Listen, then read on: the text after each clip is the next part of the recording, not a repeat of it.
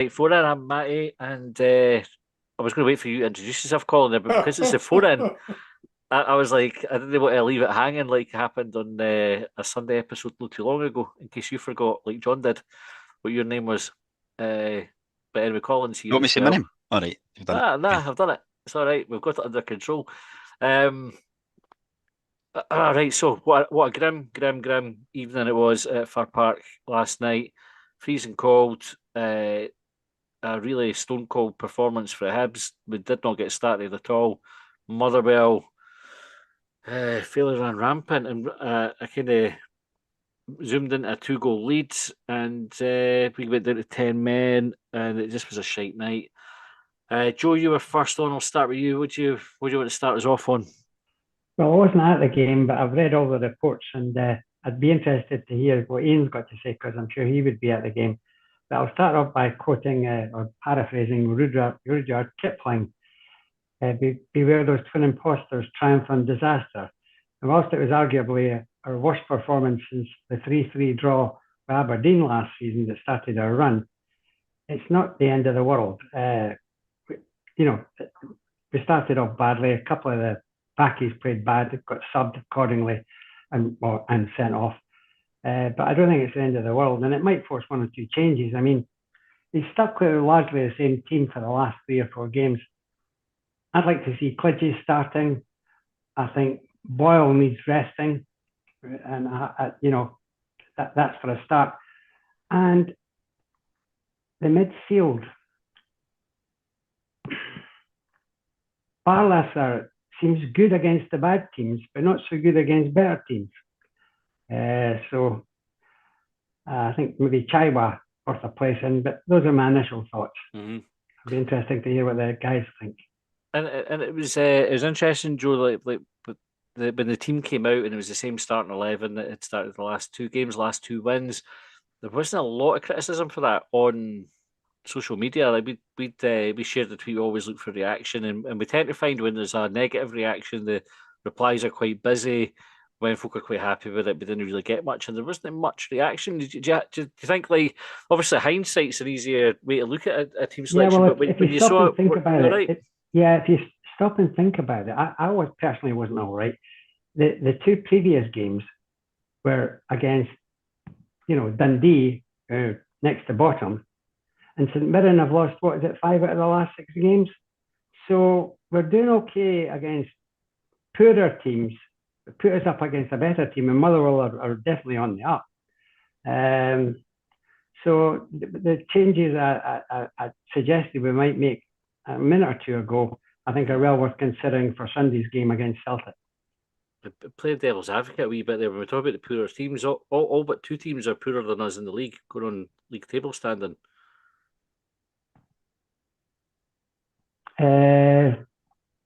Really? Well, yeah, I actually never checked the table after last night, but I think we were still in third. For it. I don't Yeah, think we dropped a place. So yeah. But there's I two mean, two the teams other above teams us, have all and got all the other teams have got a game or 2 games in hand in us. you're Uh, winning them though. oh well, that's true. Points in the bag are always better than games in the hand. I know that, which is true. But things aren't as bad as the Uh-huh. crap result that we had last night. That's basically the gist of what I'm saying. So you think that's the case then, Joe? That last night we probably shouldn't have read too much into it. Like it's the same way we don't get carried away when we beat Dundee. Don't get carried away Yeah, when we lose to Motherwell. yeah. I mean, Iredale and Hanley had rocky half hours, which Hanley got sent off and Iredale got subbed. So that kind of stands up. Nicky Cadden, I'm still iffy about him. Jordan Abita's steady Eddie.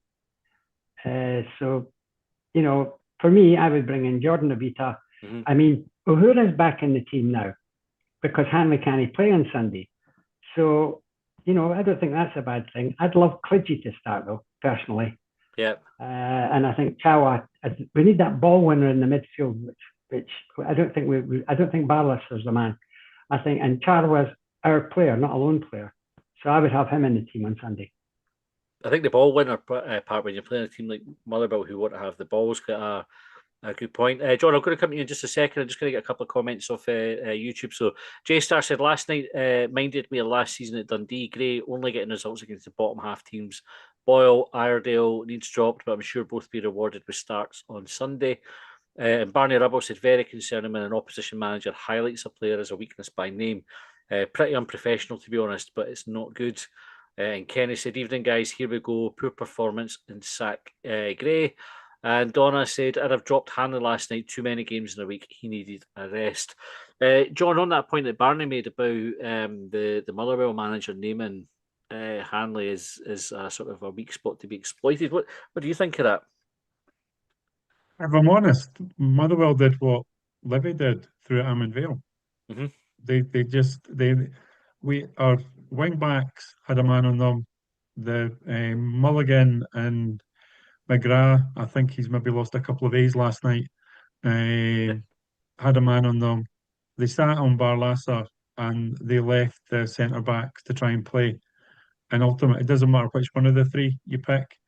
If you're relying on your centre back to be driving the ball forward and making the game play, then that's it. Clearly, I mean, back in the day we used to watch teams isolate the ball to McGregor. Mm-hmm.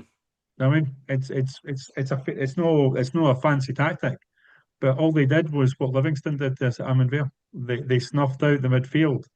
I think the more concerning, I mean, point from last night was Gray's comments after the game, and his comments that he hadn't seen anything from Motherwell that he didn't expect, and he didn't see anything that he hadn't told the players about. Mm-hmm. I mean, that's the worry. It's not a worry to be sacking managers about, but if you turn around and saying what's gone wrong last night, well, what's gone wrong is whatever the coaches thought the players were going out on the pitch to do, the players didn't understand and didn't do. I mean, and they got overplayed by a team that could hold the ball, and heads went. I mean, we our centre backs. I mean, Iredale running through the middle of the pitch with the ball, he loses the ball 40 yards out, and you can't really blame a goal on that situation. But they pressured themselves into that situation. Mm-hmm. So, yeah, the Motherwell manager just took that away. Sitting in that stand up at the top tier, you could see runs being made into channels up front. You could see Boyle making channel runs between players, so whether it was meant to be going a bit longer. We saw Boyle outrun their defence towards the end of the first half, so clearly there wasn't speed there. Mm-hmm. So no, I'm quite happy for the manager to say it, and it might actually make it easier for Hibs to deal with it because he's been really, really clear. Right? We cut off supply to the midfield and we isolated it with a centre back. It shouldn't be that simple though, and that's the problem. So what needs to change in Hibs' performance, you think, John, to get around that? Because if teams have figured out, like you say, Liv have done it, Motherwell have done it. I think you go. Well, the thing is that what I wasn't picking up last night was, in particular, Mulligan dropping back to be in a space to pick up the ball. I mean, it felt against Dundee and it felt against St Mirren that where there was pressure around about there, we had two in front of the back three rather than one. Mm-hmm. So I mean, last night we seem to have one deep, two high. Now, I've not re-looked at videos. That's just the impression you get from behind the stand. We need more players dropping. We need movement to change their shape. If players are getting man to man, I would turn around and say that I would be quite confident in Mulligan and McGrath, as they did a couple of times, being able to take the ball and get away for their man. Mm-hmm. Barlasser is still going to be. I mean, you don't write him off because of last night because he's had good games, but he's been a bit binary, Yeah. good or bad. He's not hitting us with 6 out of 10 games. He's hitting us with 4.5, 5 out of 10 games, 7.5, 8 out of 10 games. I mean Mm-hmm. that's the problem that Barlasser's got in the league. Um, Chaiwa came in the second half when there was nothing to play for and seemed to do okay in the middle of a three. Um, you don't want him displacing Mulligan, so would he displace Barlasser? it's trying not to overstretch. I think there are one or two changes going to be needed at the weekend. Barlasser would be one of my questions for the weekend, simply because we're going to need a bit more energy rather than craft in that midfield. But I don't think we're going to make wholesale changes. Can I just quickly come in And and that's say, it. It's Barlaser how do you seems to stop the struggle centre against the backs better being teams. isolated with the ball and you're not just launching it? Sorry, Joe, when you go. Can I just come in and agree with what just been said? Barlaser seems to struggle against the better teams. So he didn't do so well against Hearts, didn't do so well, last night, for instance, but against the weaker teams like Dundee and St Mirren, he shone. So The counterpoint, Joe, is that when he went to Amundvale, he was up against Livingston, who are bottom or second bottom of the league. Yeah, that's a And they point. just put Stevie Pittman on him and he marked him out the game. Yeah. My comment that night was that the magician had just put a cloak over him and he disappeared.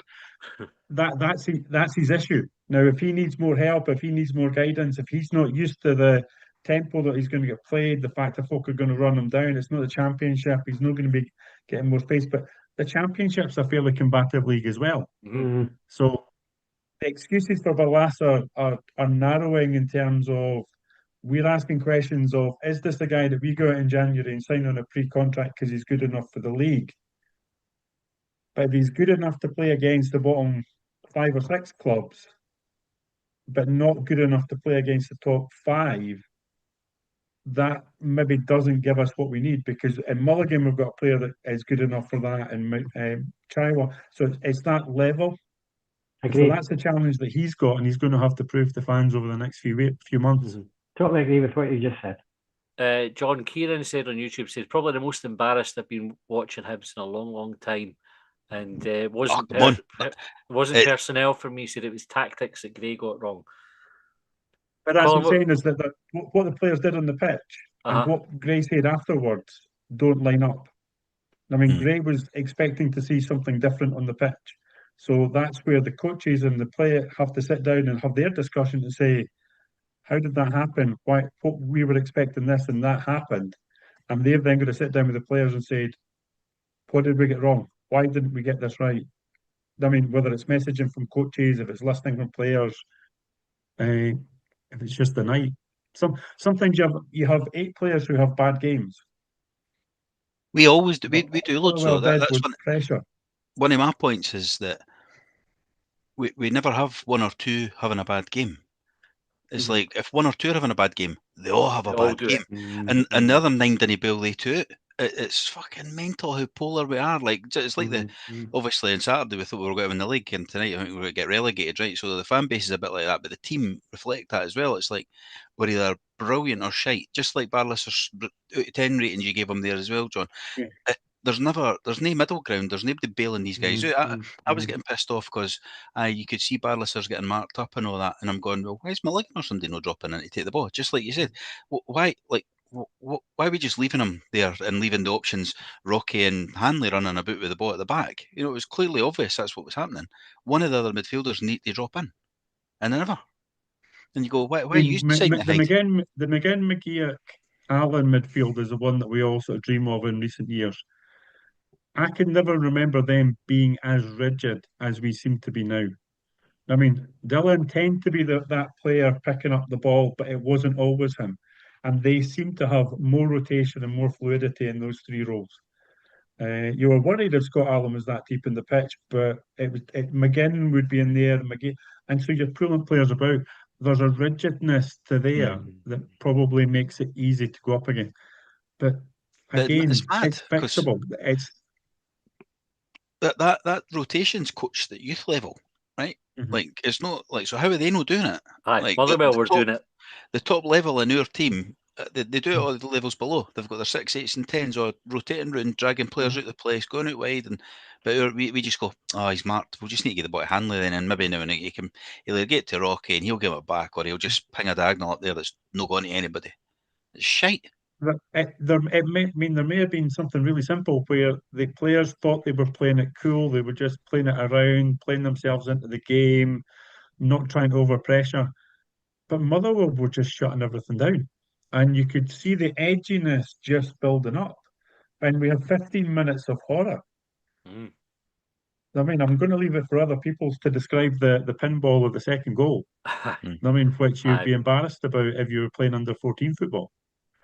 We'll come on to the goals and the decisions in a wee bit, but Ian, I'll bring you in next. I'd love to get your thoughts on what happened last night. Last night, I really enjoyed last night.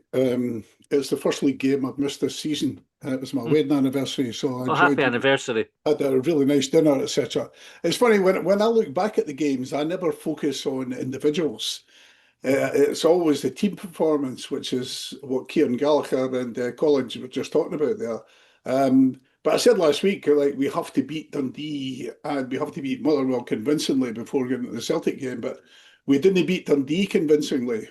And Dundee's two, I mean, we were predicting 4 and 5-0 last week on the phone. And Dundee's two late chances could easily have been another frustrating draw. So that's us now 1-7, drawn 7 and lost 7 this year. So last night we just came up against a team who are much better coached than Dundee. But Dundee, I mean, I was very disappointed. We just not good enough as a team. As Jeff said on the chat, actually, Barlasser was the top performer, followed by Salinger. I couldn't believe the saves that Salinger made, actually, especially the second one. But our finishing against Dundee, really poor. Less than a third of our shots were on target.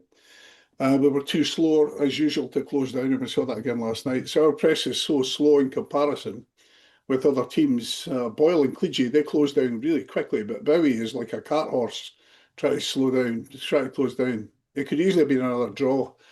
But it's obvious this is the way the coaches have chosen to play, as Kieran said. So I wasn't at the Motherwell game, but I watched the whole game on Hibs TV. And obviously, as John was just talking about there, we were unable to get an out ball. And Motherwell just pressing so fast, forcing errors from us. And it was interesting. The Motherwell coach was very, very active. And he's doing what you're always told not to do, which is to coach individual players. I could clearly see that in the Hibs TV coverage. He was actually telling them where to go next, which is obviously, it shows that, they're still developing the relationship. But he was ensuring that they played the way that he coaches them to play. And as John said there, we were not shown for the ball. As John highlighted about Scott Pittman at Livingston, the Barlasser was marked out of the game again, but he got no help. And again, John picked up the fact that Mulligan should have come back. And I suppose while I always go to the games, and last night was, it was unusual for me to then watch it on the telly without having been there. One of the things you clearly see is what John was talking about was the running the channels. But the number of times they just were making runs and giving up because they were never seen. But the thing that gets me about Hibs, and it's been like this for this season anyway, and I think it's because of David Gray's background, but I really feel that we're very, very slow at playing. We're very slow. Everything we do is very slow. And if you watch us, we always take, when we're trying, especially when we're trying to play out the back, we're always at 3 touches. We're always a controlling touch, another touch, and then a final touch. And whereas, like, for instance, Kieran Bowie's goal against Dundee, he did what you're always taught to do, which is your first touch should be away from pressure. All right, first touch should always be away from pressure. And but Motherwell last night, just based on my viewing of on Hibs TV, they're 2 touch or 1 touch, and we're trying to play out using 3 touch. So. Obviously, I didn't see the game. I wasn't at the game last night, but utterly depressing. The fact that we clearly got the tactics wrong, and okay, well, it was bad luck with the penalty, etc. But it reminded me so much of Dundee last year. Yeah. That's the one I've compared it with today, talking to guys at work, Ian. Dundee away. Oh. Aye. That's as bad as it's been since then, and that's where I was sort of sneering at Kieran when he said long time ago. I was like, it was fucking about a year. Like, since the low. That's a long time, though, isn't it? A year? It's not really. No, is it a year a long time in football? A long time, or however it was worded. But it doesn't. I mean, it's not that long since it was that bad. it got better for a wee while, and it's that bad again. Like, that's how bad it's as bad as at the worst point last season for me. I just think we do everything very, very slowly as a team. Very, very slowly. We even breaks. I've always said we're the slowest breaking team in the league. We really are. We're so slow. Everything happens so slowly. We take throw-ins so slowly. You know, you never get somebody being innovative and taking a free kick quickly, or a short free kick, a short corner, whatever. Everything's plodding, you know. And 3-touch is just not acceptable. Two-touch is what I would expect, and 1-touch is for the players that are willing to take a risk. Ian, you mentioned in your opening bit about Motherwell being a better coached team than Dundee. Is there an argument that Motherwell were a better coached team than Hibs last night? I mean, I think the stats show they made nearly 800 passes last night. Yeah, but I think I did see that, Matty, and I think that's skewed by the fact that obviously we were. I didn't see the breakdown before and after the 10 men. I think it's skewed by that. I don't think there's any doubt that that their coach is probably more. I don't want to use the word innovative again, but he probably is. He's probably at the stage of, because he's still forming a relationship with his players. He's more willing to be innovative. Whereas I think David is going from game to game, and he's saying, okay, how are they different from the last game? Whereas I almost think that their coach must be starting afresh almost every time. But certainly he was actually deliberately shouting at players, "You should be there. You should be there. Right, come back now." And that's usually the sign of an immature coach. But obviously we're not doing that. We are assuming that players know how to play, because you expect the players to actually put into action what you've coached them to do. Okay, right. Stephen, I'll come to you in just a second, but to catch up on some of the comments. So J Star said, could see after a few minutes that Hanley was heading for a red card. BM says, usual overreaction from a lot of Hibs support. Sometimes will be shite, just like any team.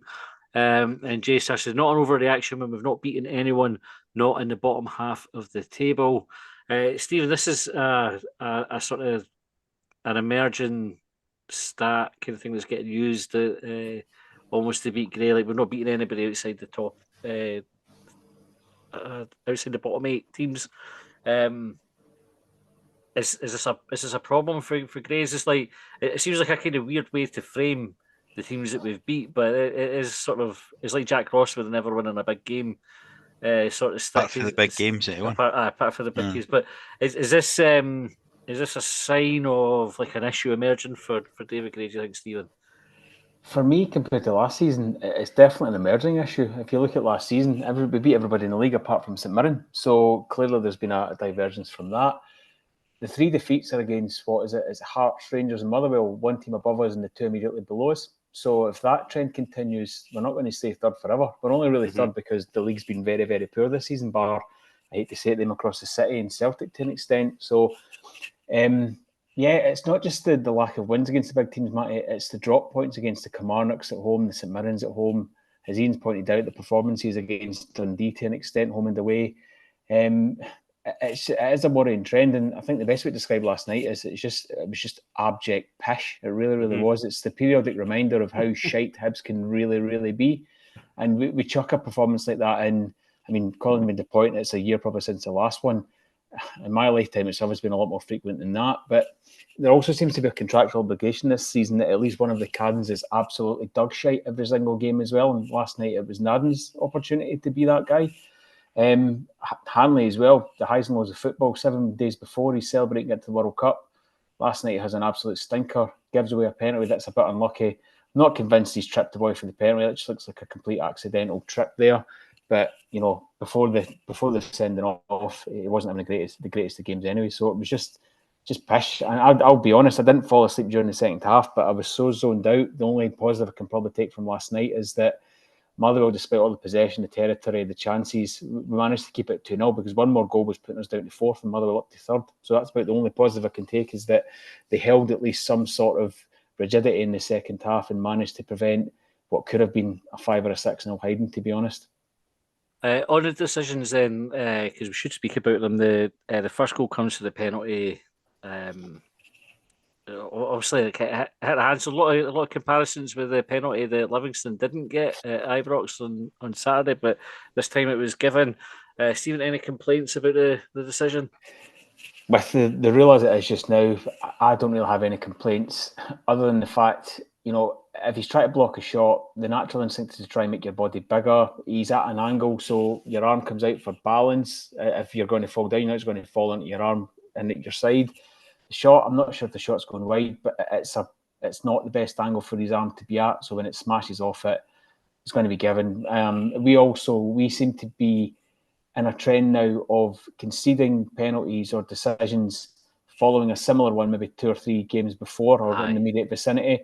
Of course, it happened at Ibrox. How that isn't a penalty at Ibrox on Saturday is anybody's guess. And again, it's the benefit of Rangers making all these complaints to the SPFL about dodgy decisions. They will eventually get one in their favour, and it probably prevented Livingston from getting at least a point on Saturday. So, yeah, no real complaints about the penalty. Sending off, I'm not convinced. It's one of the ones where, yes, it's an official denial of a goal scoring opportunity, but I'm not even convinced there's contact. I've not seen a definitive angle, albeit I watched it on my phone, I should add, so I didn't have the greatest, obviously, view of it. But it doesn't. Hanley's run doesn't seem to be impacted after the guy falls. If there's contact, you would think Hanley would maybe stumble or fall forward slightly. Hanley's run remains completely unchanged, so I'm not convinced there's contact. I mean, those in the stand probably seen it better than me, but the replays I've seen on my phone didn't convince me. Stevie, David Gray said it was an accidental trip. Is that worthy of a red card? I'm not entirely sure. That's what the rule is. The rule is, regardless of intent, it's a red card. There was one clip that I saw on Twitter, and I don't know if I'll be able to find it again to share it, but basically you see Hanley sort of clip the guy's leg, and you see the guy's leg change direction on the back of it. So I always thought like Hanley's reaction was really telling for it. He didn't put up any complaint at all about the red card. He knew when the referee went over, he was waiting. When it was confirmed that the boy was onside, he can't. That was it, and off he went. So, John, what were your thoughts on the 2 big decisions, the penalty and the red card? Well, it's seen the penalty back. It's completely consistent. I think Livingston have released a statement today saying that the SFA have conceded that there was a mistake made on Saturday. Yep. So it's a penalty. We'd be shouting for it at the other end. We'd expect VAR to overturn it based on current rules, so no issue with that. In the ground, you're half hoping for a penalty and a yellow rather than a free kick and a red. 3-0 is hard to come back from, but you're not coming back from 2-0 with 10 men. Mm. So that was the only discussion really in the ground. You couldn't really see any contact, but you could see that he was close behind him. I think you're right, Johnny. He almost tried to. It looks like he stops running to some extent, so he doesn't clip him, but he can't. It's not deliberate. The guy, I don't think the guy's dived. The guy's running 1-on-1 with the keeper. Why is he going to? And put it that way, like you said with the penalty. See if that's at the other end. Like you're fucking screaming for the free kick, penalty, red card because your striker's through 1-on-1 with the keeper. Like there's just, I can't believe there's so many folk challenging it. The boy got sent off after 2 minutes. I mean, so it's that whole idea where these things happen in football. There's a bit of bad luck to that. There's a bit of bad luck to the penalty, but we didn't do anything other than the Boyle one. I was really interested. I mean, at the ground, we knew nothing about what was going on. I mean, even Motherwell PA was difficult to hear in terms of you could hear that it was a VAR check, but they couldn't tell what it was for. So you were sitting, 6 minutes of time added on at the first half. You couldn't tell. Didn't even get a proper understanding at the game as to what the review was round about Iredale. But Iredale was going absolutely nuts. Mm-hmm. I don't know how much was picked up on the cameras. I mean, David Gray clearly has said that the guys made a thing with the headbutt him. I'm really, really sorry. If the fourth official has seen that, as David Gray's saying, if the lines the assistant referee's seen it, there's no decision to go to VAR there. Yeah. They're the one they have to communicate and say he's thrown his head towards the player. That's endangering the player. That's a red card. John, as I saw it on Hibs TV, and if the Hibs TV coverage was the only picture they had, I don't see how they could make a decision like that. The What I'm violent saying though is conduct, that because you there was stopped it two for people at violent ground conduct. level. I know, but I mean, obviously we didn't see it. So normally you see a VAR, you see the picture or whatever, but we certainly didn't see that picture. I agree with you; it was right in front of everybody. But certainly, David Gray just said afterwards, a very lucky boy, but it wasn't obvious from the camera. I think, John, And the I'm point also the point that David. you make there about the on-field officials, or like the fourth official and the linesman, because Gray says the linesman's seen it. So if the linesman's seen it and it's as Gray described it, and I have to say, like we've had a bit of discussion in WhatsApp groups throughout the day with people sharing slowed down images, and you can see the guy throw his head back. The intent is there. Gray made the point that if he did it with the forward motion, it's a red card. So it should be the same with the backwards motion. I think the on-field decision has to be better there. If they've seen it, they need to deal with it. They can't just ignore it. And then if it's gone to VAR have got 6 cameras to look at, a minimum of 6 cameras in the stadium. So surely one of them has an angle on what's actually happened there. And the only reason that it's that frustration in the sense that David Gray, I thought, has been really measured in all his post-match comments. I can't really think of an occasion in his time as a manager, even in the previous spells where he's done the coverage, where he has been overboard or he's been calling things out or he's been hysterical in his response to anything. I mean, he was really, really clear last night in the terms of what happened to us is what we deserved. But for David Gray to be raising that issue as something that happened right in front of him and was seen by 2 officials, I think he has a lot of integrity in terms of how he approaches the game. I think he's got a lot of integrity in terms of how he deals with the sporting side. I think the respect that he has gone out of his way to show towards officials, I mean, throughout his time, tells me that the officials at the side of the pitch bottled it, and that's as close as he could go to calling them out. Aye. Donna on YouTube said Ardale was absolutely raging. It upset his game for the rest of the time he was on the park. He had to be taken off before he was sent off. And Gary said, is there a compliance officer now to look at the headbutt and take action? I don't know if they still have the compliance officer, but given that they play Hearts on Sunday, I think they should look at it, but probably wait till Monday. Can just get the weekend out of the way. Then get the boy in, give him a retrospective red there. Right, I'm going to get some Twitter comments for the talking points that came through last night. John, I'm going to stay with you because you can answer this first one. No doubt you'll think the person speaking sentence. With Part Fry's image, said that was grim. A slow start with Motherwell just doing a decent job of closing us down. Not seeing a penalty, but that's bad luck. Not clearing the ball in the 6-yard box is criminal. Hanley provides a cherry and Boyle the sprinkles. It's shite being a Hibs fan on nights like this. That a lot of sense there, John. You would say, what about that miss for Boyle? I've followed that account on Twitter for a while. He's a complete numpty. The Boyle miss, right? So we're approaching half time. He goes round the keeper, and there's a brilliant still image. Just before he strikes the ball, and if you showed it to anybody and asked what happened next, nobody's saying this isn't a goal. It reminded, having seen it back. I mean, at the game, it looks like a really good move, and when you see it back, I mean the ball into Bowie, I mean, in traffic, who then finds the ball behind the defence, cutting out the goal. Everything was really, really good about it. And then, similar to McGrath's wee tickly shot against Dundee, I mean, on Saturday, it's that I just have to give this a general sense of going into the back of the net. The only thing I can think of is he has not had the awareness, which he should have had, to know that there was a defender there, and he thought he was just rolling it in.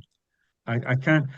If he thought that there was any chance that the guy was coming in, he's got plenty of time to get round the ball, stop it, and blast it in. I mean, he will be having nightmares about that because he's not done it right. But see, if you're going to do something stupid like that, do it in a game where we're so far out of it, because we could have got that goal. And whilst Motherwell didn't, I don't think any of the one chance where Salinger blocks the guy one-on-one with his body was the only other time in that game where I felt threatened by anything from Motherwell. All the other shots were going straight to Salinger or he had them easily covered. I mean, they've hit the outside of the post, but if you look at Salinger, he's actually flat out got the inside of the post covered. I mean, they didn't challenge us. So no, the game would have finished 2-1. No, get the shite out of the way, all in one game, get his head spanked by the rest of the players in training. I mean, and sort it out for the next game. Don't do it again. Okay, Joe, I'm going to bring this next comment to you. So this is for Kieran. So Gray said yesterday he and the players know what to expect from Motherwell. So what was the plan? The players looked shocked. Boyle and Bowie offered zero outlet at all. Statues, both of them. And did Boyle's miss surprise anyone with the season he's having? Serious work to do for Sunday. Do you think it was like? Is it the tactics that were wrong, Joe? Was it just the players froze on the night? A couple of players are really off form, though. I mean, Hanley, apart from his mistakes last night, it's less than 2 weeks ago that he had a terrible game for Scotland and Greece. Remember? And it was only because somebody got injured at the last minute he came back into the Scotland team, and he was having a shouter last night before he got sent off. So, you know, and Martin Boyle, I don't think has been quite on form this season. That's why I said earlier in this podcast, I think Critchy should get a run. And in the middle of the park, we'd be desperate for that ball winner. I think Chegwa should get a run. That's my thoughts. Okay. Ian, you're up next. So Baz said awful, absolutely chucked it. And Scott said marks out of 15. I doubt any outfield player gets more than a 3, mostly 2s, and probably a case for 0 for Cadden and Iredale. Always easy in retrospect, play best, winning team versus freshening things up, but that was a lazy, tired, and horrific first 25 minutes. Lazy, tired, and horrific first 25. Fair summary, Ian? I mean, this is all the way the coach has decided to play. So you can't pick up individual players and say you weren't running unless the coach makes them. The coach has got to say, I want you to find space. If Barlasser's marked, then you've got to come back, you know, or instead of taking 3 touches, you've got to take 2 touches, get rid of the ball more quickly. And the coach decides how this is going to happen. So if Josh Mulligan, as John pointed out, is not showing for the ball and Barlasser's get stuck, then, you know, that's because the coach hasn't told him to do that. Or if he's not doing it and the coach has told him to do that, then the coach should be shouting from the side of the field, go and do it, like the Motherwell coach is doing. You'll be interested to know there is still a compliance officer, and the compliance officer's next case is on December the 4th, which is that Neil Lennon went on social media and said that the referee was incompetent. Now, what a surprise that is. But I just feel that we need, there's got to be a different culture in terms of the way that we play. I think somebody's got to recognise, the coaches have to recognise that we are playing in a pedestrian, predictable way. And obviously, you know, as John pointed out, that Livingston did it with Scott Pittman. They just closed down Barlasser, and obviously somebody watched that game and said, let's go and close down Barlasser. Well, we've got to assume that somebody else is going to do that, so we have to have a plan B or have to be able to negate that. There's just not enough movement on the pitch, off the ball, running at space, people showing for the ball. I'll be awfully glad when Joe Newell gets back on the pitch and we get a bit of a, because I love, and Mulligan's a really good player and McGrath's a really good player and Barlasser was great against a D, but I just feel there's some authority missing from the middle of the pitch. Some kind of, I know we don't use the word leadership, but that's kind of missing, because I don't think Martin Boyle is really that kind of player.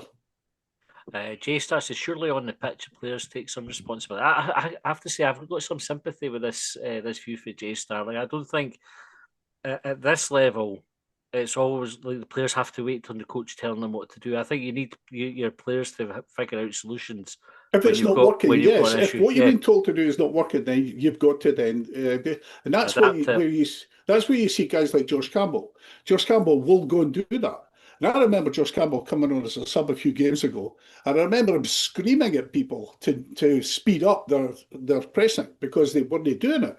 And I remember Josh Campbell doing it, screaming. I can't remember who it was, but you need people who are, if they see something's not working, then they've got to take responsibility. I agree with you, and I think that's what Joe Deal would do. Stephen, quickly jump in and agree with everything Ian's just said. We desperately need a midfield general. Stephen JK 1976 said, when do we start to have a conversation about Bowie again? Offered nothing whatsoever tonight. They were all bad, but his form lately is very worrying. We need a number 9 in January and he needs benched. Is there a concern over Bowie's form or his performances? There is, yes, and there's two reasons for that, in my opinion. The first one is the fact we only have 3 strikers, really. If one's off form, that's putting an awful lot of reliance on the other 2. And right now we're discussing that Boyle's not in the greatest of form either. So that's a real concern.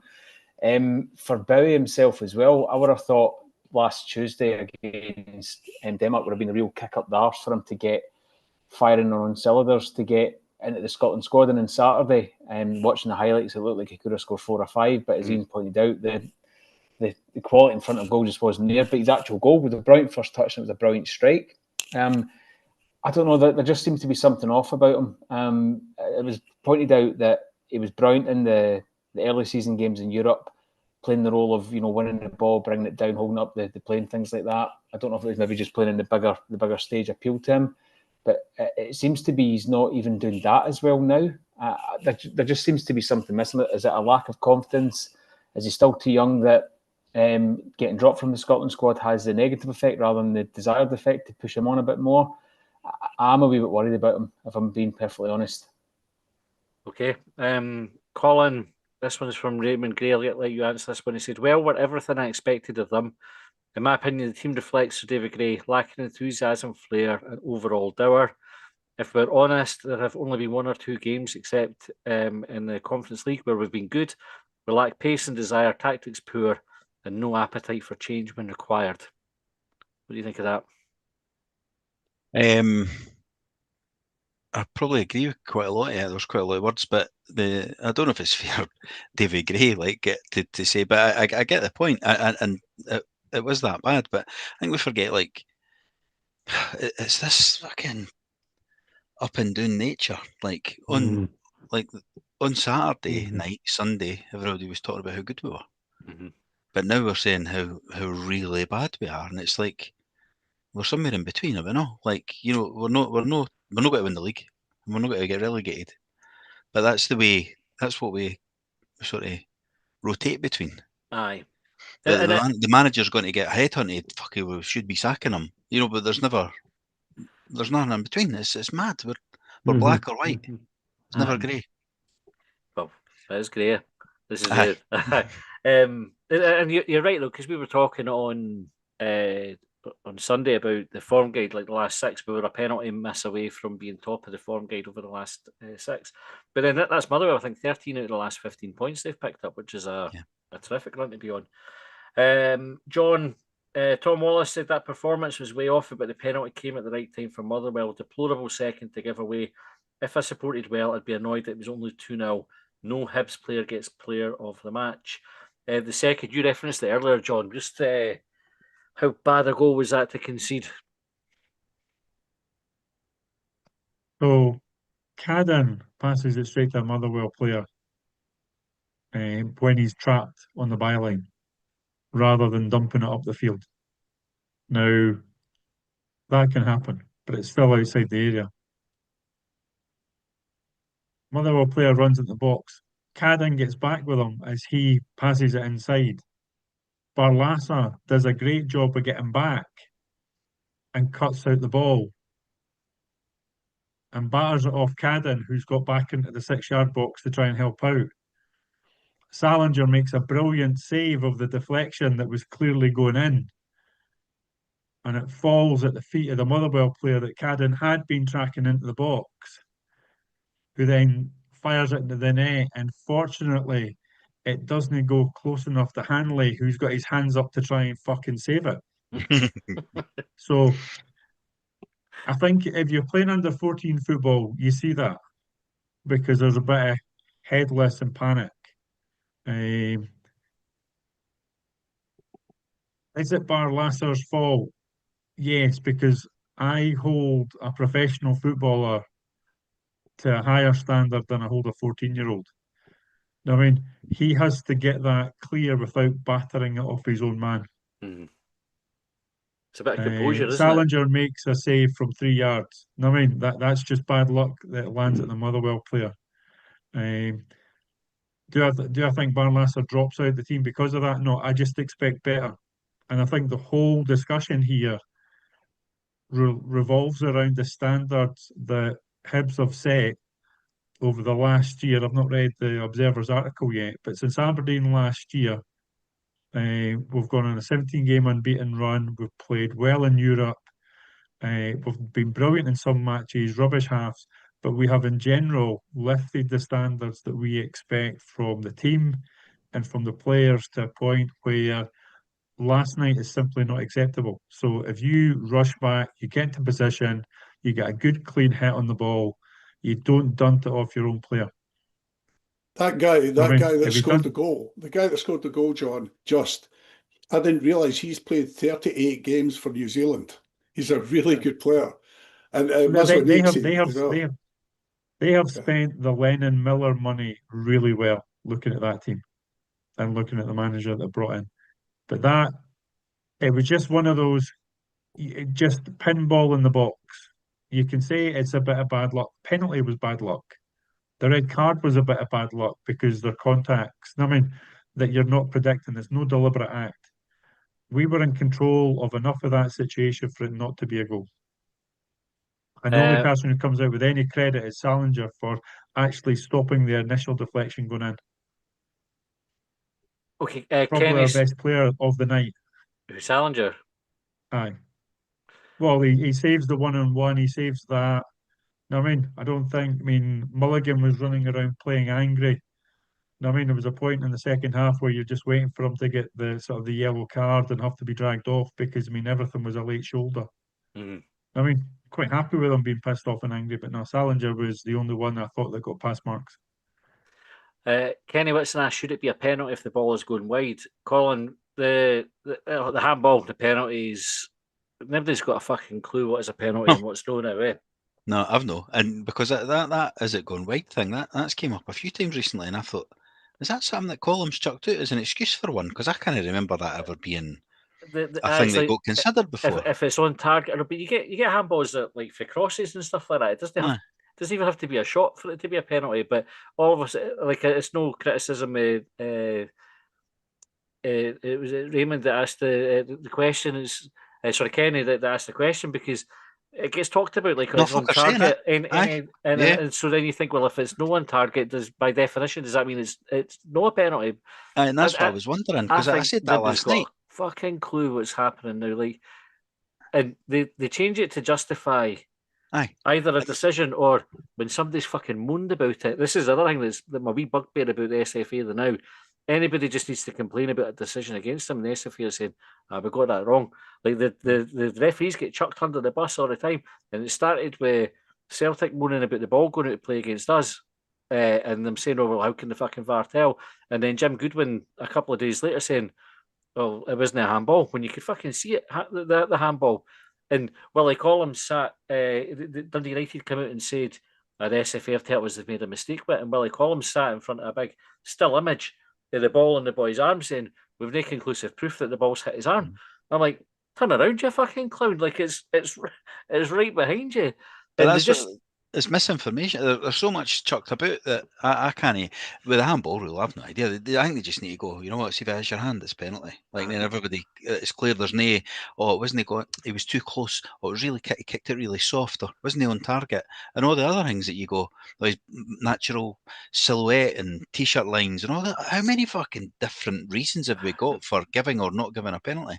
And that's how we don't know the rules. Even now, you've got the columns being saying it might deflect off the another part of the body, but that doesn't always matter. No, that it never matters, but sometimes it'll matter and sometimes it won't. When will it matter, Colin? I'm not going to tell you. Right. Well, that's fucking helpful, isn't it? No wonder we're in such a mess. John, sorry, you got your hand up.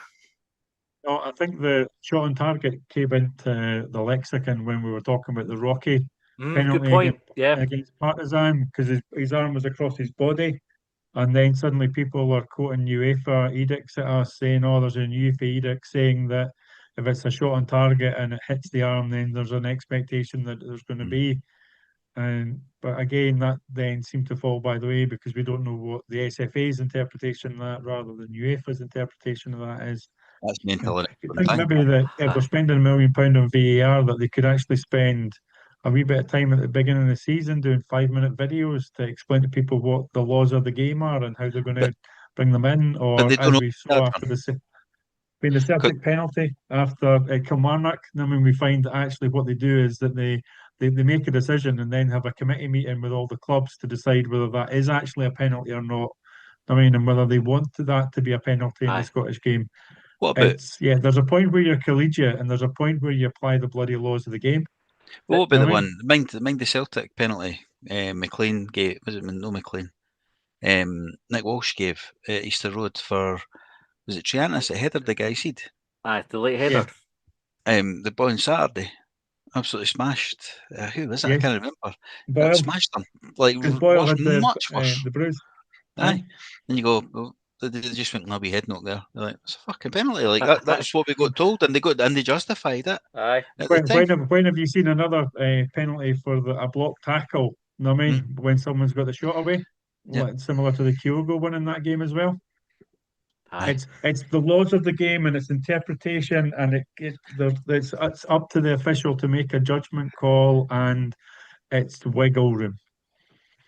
The worst performer of the night, this is for Remy, said was the pyrotechnic manager. He couldn't even let the banger off as the Motherwell player was about to strike the penalty. I thought Clough was going to get that was fucking murder last night. I mean, whoever from the area that Block 7 were in, because it might not necessarily have been them who thought bringing flashbangs into the game was going to be a good thing. No, it was pish. Aye, it was it's not the best thing, is it? On the subject of Block 7, well, you brought them up, and for altogether better things, I should point out that they are doing a food and toy drive before the Celtic game on Sunday. So looking for donations of winter jackets and brand new children's toys outside Easter Road from 10 a.m. till 11:45, and they'll also be doing the same against for the game against Falkirk as well. So for all, I mean, Block 7 do get criticism, but they also do some fantastic stuff, and a toy and food drive is right up there in time for Christmas. So I'm sure folk will bring plenty of stuff to support them. There, right, we're running out of time, so. Just last couple of comments. So Jamie said, hate to sound negative, but I'm not seeing it this season so far. We've mostly been pish, not getting the optimism from some. Ian, you're generally pretty balanced, but I think fall on the optimistic side of things. What would you say to Jamie to restore his faith? Read my article about Block 7 and the banger. I think that, of course, I'm optimistic. We've got a brilliant squad. We've got a tremendous squad. We've got a team that's still evolving. We've got to play against Celtic. We've got to play players that want to play against Celtic. So we've got to play Joe Newell. We've got to play Josh Campbell, and we bring back Jacob McIntyre from Arbroath. And I think we could beat Celtic. I really do. I think we could beat Celtic. I have to say, bringing back Jacob McIntyre from Arbroath was probably the last comment I was expecting when thinking about how we might beat Celtic on Sunday. But I'm all for it. Looking ahead to that, Joe, how do you see us tackling Celtic on Sunday? Well, can I say sorry, Ian, I have to disagree with you. I think we'll get beat on Sunday.